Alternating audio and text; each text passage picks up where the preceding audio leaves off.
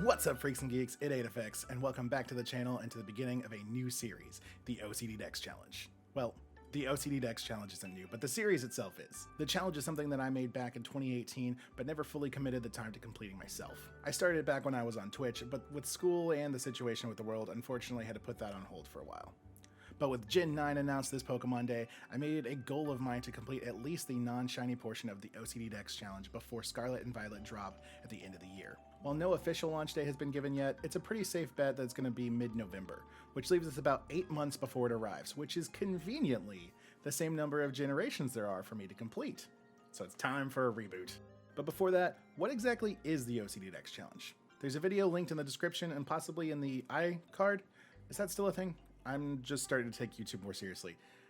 Anyways, there's a link to a video that was my go-to for explaining the challenge to everyone, but since it was made before Sword and Shield were even released, some of that information has changed a little bit, so consider this intro a bit of an update. There are 3 main rules to the challenge. First off, all Pokemon caught should have the same original trainer name across all generations, with the exceptions of events or gifts. Event Pokemon are not required, but some mythicals are still only obtainable through distributions. Number 2. All Pokemon must be caught in their native region. In other words, whatever region a Pokemon was originally introduced in. The exception to this rule are shiny Pokemon, and those can be caught in any game. Number 3. All variants of Pokemon that remain undisturbed in storage are required for the challenge. This includes a living dex, alternate forms such as Lycanroc or Meteor, and gender variants like Pyroar. I mention undisturbed in storage as some Pokemon like Castform revert back to their normal form once stored, so those won't count. And for every Pokemon we include, we also have its shiny counterpart. As of Pokemon Day 2022, there are a total of 2,625 Pokemon in the OCD Dex Challenge. We'll go over just exactly how we got that number in each video within the series. At the start of each generation, we'll break down what we're looking for before we begin. There's also a spreadsheet linked down below for those of you brave enough to take on the challenge yourself so you can keep track of your progress. Alright, before we begin, we need to know where we're starting. In the living dex, we've got Mew, Jirachi, Manaphy, Darkrai, Shaman, Arceus, and Victini. Minor spoilers, you can get Manaphy, Darkrai, Shaman, and Arceus in Legends, and since Hisui is Sinnoh from the past, you can make the argument that it's still their native region. We've also got events in BDSP that allow you to get Darkrai, Shaman, and Arceus as well, but they aren't shiny locked, so we'll be taking advantage of that to get ourselves some shiny mythicals. For now, I'll hold on to my event mythicals, but we'll make an even swap if we get them later on. After that, we've got Keldeo, Meloetta, and Genesect, Diancie and Hoopa, Volcanion, Magearna, Marshadow, Zeraora, Meltan, and Melmetal. And lastly, Zarude, giving us 19 Pokemon so far. In the Shiny Living Dex, we've got a combination of Pokemon in Home and Legends that can't be moved yet. So in Home, we've got Caterpie and Kakuna, Ponyta, Magikarp,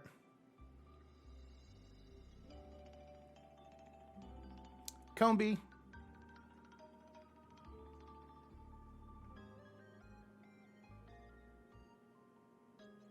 Zeraora from the event, Nickit and Thievul, Impidimp, and Phalanx, which gives us 10 shiny Pokemon, and we still haven't transferred Cleffa from our Crystal Odd Egg.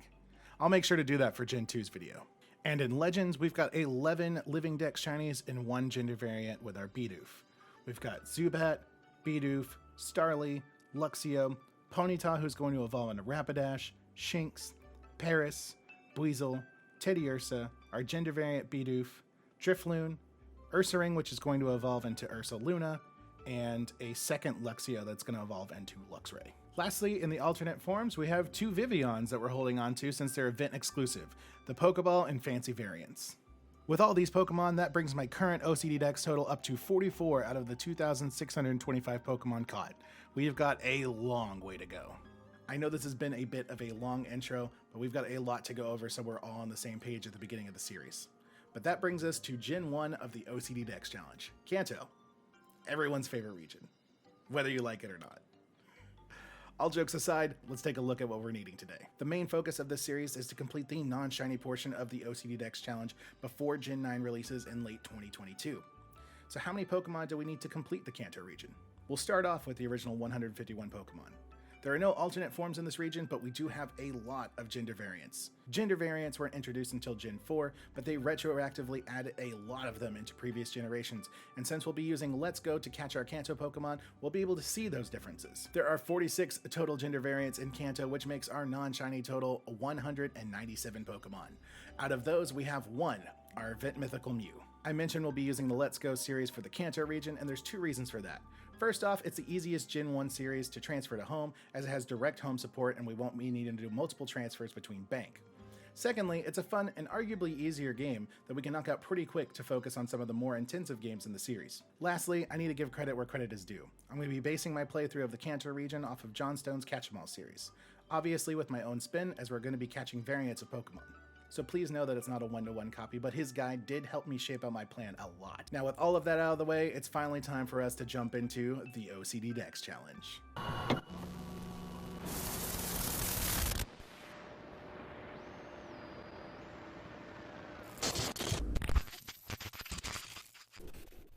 As we learn what Pokemon are for definitely the first time ever, we start off with a bunch of exposition, and it's time to name our rivals. I named them after my mods, Xeno and Let's Go Pikachu, and Kit and Let's Go Eevee. While I've reused their names again for my Johto playthrough that I'm currently recording, feel free to leave your own ideas down below in the comments for our next rival names in Hoenn, and I'll pick some of my favorites. The game started off with us helping Professor Oak and meeting our starter Pokemon, but since they have separation anxiety and can't be transferred to home or traded, they won't count towards our total. Speaking of total, let's pull that up. Like we said earlier, we have a current total count of 44 out of the 2,625 Pokemon needed to complete the entire challenge, and only one of the 197 non-shiny Pokemon for our Gen 9 quest, being the Mythical Mew. One thing that's nice about using the Let's Go series for the challenge is the fact that we can literally see all the Pokemon spawns and can save a bit of time grinding through the tall grass. It definitely helps with some more rare spawns, but in exchange they can run away, and boy does that happen. While we still have to deliver Oak's parcel before we can do anything else like in the original games, we do have access to Pokeballs as soon as we leave the lab, so we can start clearing Route 1 immediately. And Pikachu will need 7 Oddish. Since both Gloom and Vileplume have gender variants, we have to get our 3 Living Dex entries and our 4 gender variants. This is honestly the first thing I would change in the run to save time, as we can catch Gloom in the wild, but we'll get more into that later. Since the others will be evolving, we'll only count 1 Oddish for now. In the meantime, Eevee catches 3 Rattata and 2 Pidgey. After returning the parcel to Oak, we have our first rival battle, which isn't too difficult since our starters have busted stats in these games. It does get more difficult as we progress, but for now, we'll take all the easy wins we can get. Once we finish the fight, we make our way back to Viridian City, taking a short detour on Route 22. Both games need to catch 3 of each Nidoran, so Pikachu is working on the males, while Eevee gets the females. We head up to Viridian Forest, where we need to spend a decent amount of time in both playthroughs. Here we need to catch the Weedle line, 3 Bellsprout, and 6 Pikachu. Pikachu and Raichu both have gender variants, so we'll need 3 of each.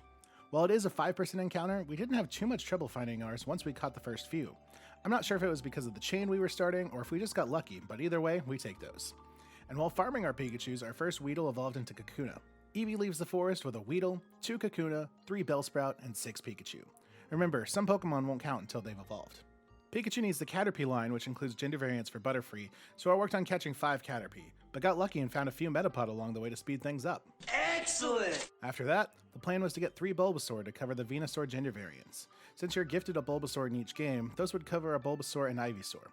But given that all starter Pokemon have only a 12.5% chance of being female, it was going to be pretty difficult to... Oh, never mind then. We got really lucky. As I was saying. Starters have a very low female ratio, so this might take a while. Luckily, with the lure we found at the end of the forest, we can increase our chances of finding rare spawns like the Bulbasaur. And since it's based on steps, we can actually just camp out here in front of this tree and see everything that spawns in the area and run away when anything bumps into us. And with how low the odds are, we'll probably complete the full line before we find our female. Also, because of the lure, we can get our hands on a few Butterfree. Sorry, Metapod. After a long wait, we were finally able to get another female Bulbasaur to spawn and captured her. The XP from the capture was actually enough for our Metapod to evolve, completing our Caterpie family. We can finally leave the forest with a Caterpie, a Metapod, 3 Butterfrees, and 5 Bulbasaurs for the entire line, but we'll only count 1 until the others evolve. We spent a long time here, so let's check in on Eevee. We arrived at Pewter City to take on our first gym. Normally our starters wouldn't be much of a matchup for a Rock-type gym, but like I mentioned earlier, our stats are buffed and both Pokemon learn Double Kick, which is pretty nice. Before we go in, Pikachu babysits a Slowpoke for free money. This version has a lot of catching to do with as few battles as possible, so opportunities like this to later buy more Pokeballs are really appreciated. And just like that, it's time for us to get ready to head on to Mount Moon. We've got a handful of Pokemon to catch on Route 3, but Pikachu on the other hand is going to blow past just about everything on the way there to save some time. Here we grab 2 Ekans, a Spearow, and drop a lure to find ourselves a Charmander. We're using the same method for our Bulbasaur hunt in Viridian Forest, but luckily we only need 1 Pokemon and it doesn't matter what gender it is either. Only a couple minutes pass before we get one to show up and we catch it on the first try. Pikachu spent a lot of time in Viridian Forest, but it's starting to catch back up. We stop by the Poké Center outside the caverns and buy ourselves a Magikarp. Now Magikarp is a relatively easy Pokemon to get, but a guaranteed capture can't be overlooked. After that, we head into Mount Moon and meet Jesse and James and begin to take on the Pokemon Mafia. We make sure to grab the hidden Moonstones for future evolutions, since it's the hardest stone to get a hold of. On our way back up, we managed to find a Chansey. It wasn't part of the original plan, but Chansey is a special spawn that is fairly rare. It has the chance to show up in a majority of the routes and areas, but with how early we are in the game, this might be one of the best times to catch it considering how low level it is. After that, we caught 2 Paras and 2 Clefairy before grabbing our Helix fossil and fighting Team Rocket. Anime Team Rocket, that is. It's Jesse and James again. Early on, these fights are extremely easy with our stat increases, but as we progress, they actually become a lot more annoying as our team doesn't have any good ground coverage. I definitely recommend catching a good ground Pokemon to keep with you for this playthrough, like a Graveler or Sandslash, or even a Psychic type like Kadabra or Alakazam. It's not as big of a deal in Eevee as that playthrough is already prepared for more battles, but it's worth noting a lot of time could have been saved by prepping a little bit better. During all of this, Eevee has already left Mount Moon with a new Beedrill and the Dome Fossil in hand and reached Cerulean City. I'm sure it seems a little lopsided right now with all the captures that Pikachu has to do while Eevee is getting by with a fairly light load. That's because both versions have very different tasks to take care of overall, and we'll get more into that later. Normally I'd say to make sure and stop and get your free Bulbasaur, but since we got the entire line in Pikachu, we aren't going to worry about it. After that, we head to the Pokemon Center and meet the Move Tutor so we can make our already busted starter even more busted. Since this Eevee won't evolve, it can learn a move for every type that it can evolve into, and with each move having around 90 base power and 100% accuracy on top of our boosted stats, we almost never need to change out a Pokemon for the majority of the playthrough. Now, most people will say to hold on to Double Kick for coverage, but I personally like Quick Attack for priority with Stab, as we do have boosted stats. Feel free to make your moveset whatever you like, I'm just putting my 2 cents in. As Pikachu leaves the mountain, we spend a little more time outside Cerulean on Route 4 to catch some more Pokemon. Here we grab 2 Mankey and 2 Sandshrew. From here, we take on the Cerulean Gym in both versions. With Pikachu's new move and Eevee's Buzzy Buzz, we're able to make pretty short work of the trainers and Misty's team, earning ourselves our 2nd badge. After that, we head up the Nugget Bridge, but not before having our 2nd rival battle. Eevee stays behind to work on catching some Meowth. While the line doesn't have any variants in Kanto, we're going to catch 5 of them for something that we'll talk about a little bit later. Meanwhile in Pikachu, while clearing the Nugget Bridge, our first Bulbasaur evolved into Ivysaur, and Nidoran evolved into Nidorino. Then we could talk to a man about adopting a Charmander, but we haven't caught enough Pokemon just yet, so we'll have to come back later. After bumping into just about every trainer along the way, we find ourselves at Bill's house, where we have to help him with an experiment gone wrong. He rewards us with the SS ticket, which will be extremely useful very soon. We then take on the Rocket Grunt, who's just hanging out next to the house he just robbed instead of, running away. It's no wonder a 10-year-old was able to stop them. They aren't very bright. After that, we catch 5 Growlithe down on Route 5. While we only need 2 to complete the line, catching the extras will help us save some time the same way Meowth will. After we finish and head to the underground, our rival gives us some revives, and I think we kissed? Did we just kiss? After that encounter, we move on to Route 6 to catch ourselves some Abra. A lot of Abra. 7 of them to be exact. Kadabra and Alakazam have gender variants, so we need a base Abra and 3 of each of its evolutions. This took significantly longer than I expected it to, and had I known how long it would take to hunt down the 7 Abras with specifically 2 females and 2 males in the mix, I would have tried to hunt Kadabras further into the playthrough. So if you're trying this challenge, I'd suggest maybe Route 8. Could be wrong and it takes just as long, but at least you save a little time on the evolutions. While working on that mess, our 2nd Nidoran evolved into Nidorino, which made me realize we didn't use our Moonstone on the first one, so we took care of that and got ourselves a Nidoking. The ghost of Bulbasaur's past has returned to haunt us, and we need 1 more female Abra before we can leave this area. The odds are a little better than before, with 25% chance for a female, but still not great. I started a chain to help increase our odds in any way I could, and while doing so, one of our first Abras evolved into Kadabra. Finally! Now we just gotta... Well, we're running low on Pokeballs, so let's go back and grab some more. At least this means the Pokeballs are free. Let's see how Eevee's doing. Oh, okay. Well, let's just rewind a bit. On the same route poor Pikachu is still stuck on, Eevee caught 2 Vulpix, 2 Jigglypuff, and a Psyduck, during which both our Nidoran evolved, and we promptly used a Moonstone to get ourselves a Nidoqueen. We then made our way to Vermilion City to talk with a woman who asked if we like Growlithe or Meowth more. By talking with her and catching the 5 Meowth that we did earlier, she gifts us an Arcanine, which saves a good amount of time without needing a Firestone. This encounter is especially nice since it's a gift Pokemon, it'll have your original trainer name, so it's good to go for the challenge. Before we boarded the SS Anne, we made a quick stop on Route 11, where we caught 4 Drowsy, 3 Raticate, and a Mr. Mime. Our Pidgey evolved into Pidgeotto, and Charmander evolved into Charmeleon, but since it's going to be evolving into Charizard, we aren't going to count it just yet. After finally getting our second female Abra, we can go to Vermilion and get our gift Persian from the man on the bench. This is the same 5 capture quests from earlier and saves us time leveling up Meowth to evolve. Both games board the SS Anne, where we take on our rivals once again. Instead of exploring and leveling with all the trainers, we're just going to do the only mandatory battle and get chopped down from the captain so we can move on as quickly as possible. After defeating Xeno and Pikachu, one of our Bulbasaurs evolves into Ivysaur. The next chore is taking on the gym. In the old versions of the games, the trash cans were randomly generated, but in these games, they're always the same, so that helps cut out some more time. With Pikachu knowing Dig and Eevee Sizzly Slide, we're able to make pretty short work of Lieutenant Surge, claiming our 3rd badge. In Pikachu, one of our Oddish levels up and evolves into our first Gloom. This is actually the last badge that Pikachu needs to get, as this playthrough is more focused on exploration-based captures, whereas Eevee's captures are areas that you'll have to visit for story progression. So from here on out, the versions are going to be doing pretty different tasks. Both games head to Diglett's cave, but while Eevee just passes through, Pikachu stays back to catch a Diglett and a Dugtrio, giving us enough XP to evolve our next Oddish into Gloom.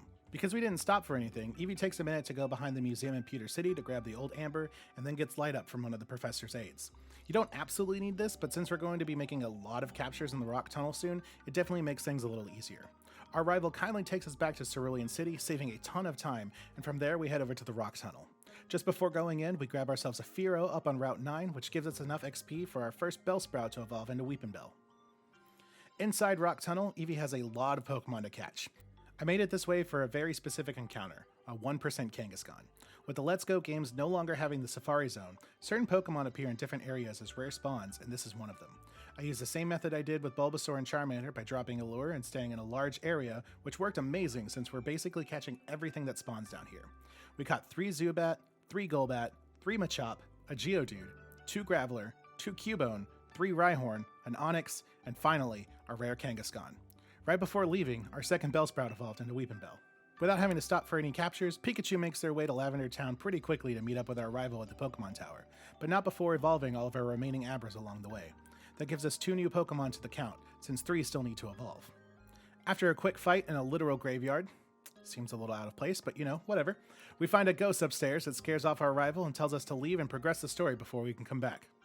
With that, we can head to Celadon City and make a pit stop at the department store to buy our evolution stones that we'll need to save time exploring. We grab 3 leaf stones for our Vileplumes, 3 water stones, 1 for Vaporeon, 1 for Cloyster, and 1 for Poliwrath, and a Thunderstone and a Firestone for Jolteon and Flareon. Eevee also stopped by the department store for different evolution stones, grabbing 3 Thunderstones for our Raichus, 2 leaf stones for Victreebel and Exeggutor, a Firestone for Ninetales, and a Water Stone for Starmie. We then stopped by the Pokemon Center to learn Glitzy Glow, Eevee's Psychic-type move, to help us with the Rocket Underground with all the poison types as well as the rest of the playthrough. The Rocket Underground isn't too much different from the original games, but certain things are tweaked for the new updated games. After grabbing the Lift Key, we take on some of the more challenging battles of this run. First off, we have another double battle with Jesse and James. I thought I was being smart by following my own advice and having an admittedly underleveled Kadabra with me to deal with the poison Pokemon, but I quickly found out they predicted that move, and Arbok has Crunch and Weezing has Dark Pulse. The rest of my team was being leveled for evolutions and not very viable, but Ivysaur's Leech Seed was enough to help me stall out a victory. After running away to heal and rearrange the team a little bit to further our stall strategy, we take on Archer, narrowly winning, and need to run away to heal up again before taking on the boss. You know, props to Giovanni for his patience. I left and came back twice, and he just chilled at his desk waiting to fight me. I don't really get it, but I respect it. With a lot of close calls and a few carefully timed revives and heals, we managed to defeat him on our second attempt. With the Silph Scope in hand, we can return to the Pokemon Tower so that we can help move the story forward and catch a few more Pokemon. Pikachu grabs 2 Ghastly and gets really lucky finding a Haunter. After we defeated Jesse and James once again in basically the same fight we just had with them, Mr. Fuji gives us the Pokeflute as a reward for helping Cubone, which will wake the sleeping Snorlax blocking our path. Now we can get past the sleeping Snorlax and on to Route 17, where we need a good amount of Pokemon to catch. We snag ourselves 3 Doduo, 3 Dodrio, a Ponyta, a Rapidash, and 6 Eevee. Eevee has 3 evolutions in Kanto, but also has gender variants in its base form. So as before, it's time to look for another low percentage female Pokemon. This couldn't possibly be as bad as before, right? Right? Eevee has done all the same tasks as well as grabbing the next badge from Erica and evolving Ekans into Arbok. Since Pikachu has a good amount of Pokemon to catch on Route 17, we skipped the Snorlax, so we made sure to catch it here. We only need to catch a Pidgeotto on this route and feed it a rare candy to immediately have it evolve into Pidgeot. So one of the best ways to save time in this run is to get both Surf and Strength from Fuchsia before taking on Koga, and using Surf to get to Cinnabar from Pallet to get the fossil Pokemon as they're revived at level 44. So after talking to a man about his Lapras and bringing the Warden his sandy golden teeth, we're ready to go on a side quest. After flying back home, we surf down and stop at Route 21 to grab ourselves a Tangela, as well as 2 Staryu in the water, which gets our Drowsy to evolve into Hypno. We use a Water Stone on one of them to immediately get a Starmie for our team to have a properly leveled Psychic Pokemon. Once we reach Cinnabar, we meet with the professor who revives both our Kabuto and our Aerodactyl. We use another rare candy to evolve our Kabuto for some better stats, and while we're here, even though we'll need to come back here for some story stuff later, we run into the Pokemon Mansion for a couple quick captures. We grab a Coughing, a Magmar, and a Wheezing, during which our second Drowsy evolves into Hypno. Then we fly off to Cerulean to grab the Gift Charmander, who will be evolving into a Charmeleon, and then Vermilion City for one more quick detour. By talking with Officer Jenny, she gives us a Squirtle who's been causing trouble around the area, and if she can pawn it off on a child, she won't have to file the paperwork later. Okay, yes, 1, 2, 3, yes! Okay, I'm good, I'm cool. Let's move on. During the hunt, our Sandshrew evolved into Sandslash and Ghastly into Haunter.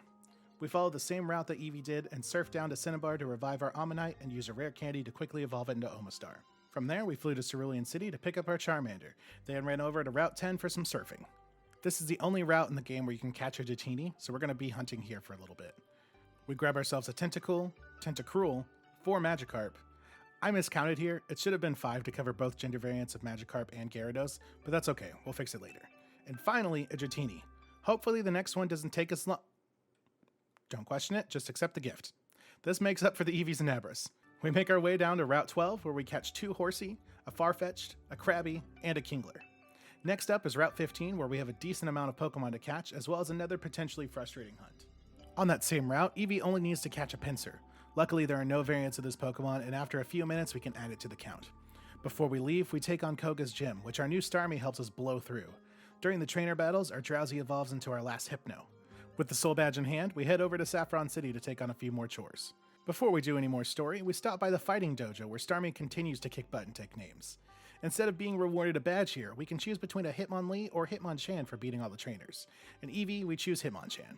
Before taking on Team Rocket at Silphco, we make one more detour and go down to Route 6 to grab 3 Goldeen and 3 Seeking. Back in Pikachu, we've added Tauros, Venonat, Venomoth, 3 Scyther, and 4 Gloom to our collection.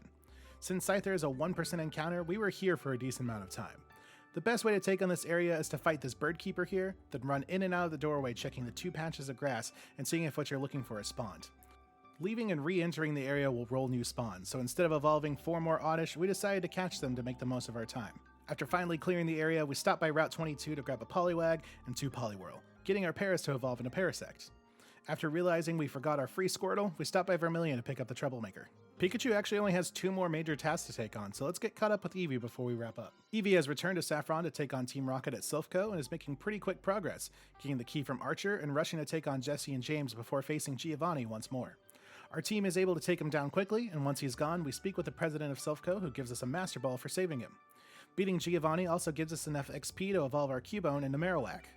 Before leaving the tower, we speak with a man who gives us a Lapras for saving everyone, and just outside the tower we're giving yet another Pokemon for saving the day, Porygon. After some of the most ridiculous friendship cheese I have ever seen. I mean, look at this. 4 turns in a row. Eevee just refused to go down. But we collect the Marsh Badge, Volcano Badge, and Earth Badge, giving us access to the Indigo Plateau. Both of our Machop evolved into Machoke, and our Charmeleon finally became a Charizard. Giovanni decides to shut down Team Rocket after losing to a literal child 3 times in the same day, leaving Blue to take up the mantle of Viridian City Gym Leader. We take on our rival once again outside the plateau before going in and adding an Execute and Executor to the count. Before we face Victory Road, let's check in on Pikachu. With 4 main legendaries in the game, I made sure that the work was shared equally. In Pikachu, our job is to catch 2 of the legendary birds that involve some extra exploration, while Eevee works on the 2 legendaries that pretty much follow the main storyline. Pikachu's made their way to the power plant, where we add Magnemite, Magneton, Grimer, Muck, Voltorb, Electrode, and Electabuzz to the collection. 2 of our Magikarp evolved into Gyarados, our Ivysaur into Venusaur, and Mankey into Primeape. With that, it was time to take on our first legendary of the run, Zapdos. The fight wasn't too bad as we just Toxic Sawed with our new Muk. The catching, on the other hand, the catch rates on the birds aren't that good, so in Let's Go, it's honestly a waste of money to use anything other than a Pokeball. Plus, I'm stubborn and I like my stuff matchy-matchy, so everything goes in a Pokeball if I can help it. After a solid 30-something throws, we can finally add Zapdos to the OCD Dex. Catching Zapdos got our next Bulbasaur to be an Ivysaur and Horsey into Seadra. We took our new Zapdos on a field trip to Saffron to take on the Fighting Dojo and left them all terrified of a child with a spiky bird. We grabbed our Hitmonlee and headed off to the Seafoam Islands. Here we grabbed 2 Shelder, a Slowpoke, Slowbro, Seal, Dugong, and a Jinx. Catching Jinx was enough to have our last Bulbasaur evolve into Ivysaur. With the puzzle complete, it was finally time to take on the next bird, Articuno. The plan was to use the same stall tactics with Muk, and they did not disappoint. And just like that, it was time to chuck as many Pokeballs as we could at the face of a legendary... 1, 2, 3... Okay then! Our final Magikarp evolved into Gyarados from the capture. And we get really lucky and find a Squirtle on our way out, which we immediately evolve into a Wartortle and then a Blastoise. While all this is going down, Eevee made their way through Victory Road into its first legendary Pokemon. It's time to catch Moltres. Ooh, that wasn't a very good throw. That's probably not gonna... 2? 3? Yes! And now it's time to take on the Elite Four. On our first run, we made it to Agatha, where we were just too underleveled to survive and ran out of items to stall. We went back to Victory Road to farm captures and XP. It was here that I got really good at catching Rhyhorns. Like, really good. With the whole team at or above level 50, it was time for the Elite Four, round 2. This run is significantly better as we're more evenly matched and know the starting lineups for the trainers now. Before we know it, we've beaten Lance and it's time to take on... Professor Oak? Not quite. He's just here to see the match. It's time for the final rifle battle. After a tough match, we finally win, claiming our title of League Champion, and more importantly, unlocking the last area we need to explore, as well as the ability to catch flying Pokemon. In Pikachu, I finally realized I missed a Magikarp and went to go grab it.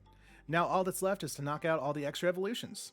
We use a Moonstone to get Clefable, 3 Leaf Stones for Vileplume, 2 Water Stones for Poliwrath and Cloyster, and lastly, the Evolutions, Jolteon, Flareon, and Vaporeon.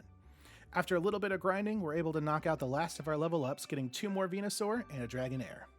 Before we explore the final area, we use our Evolution Stones to gain a few more Pokemon.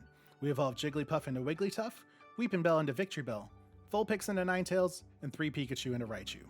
We use our new fly powers to gain access to Cerulean Cave, where we catch 3 Rhydon, Lickitung, and Golduck, after which Charmander evolved into Charmeleon and Squirtle into Wartortle.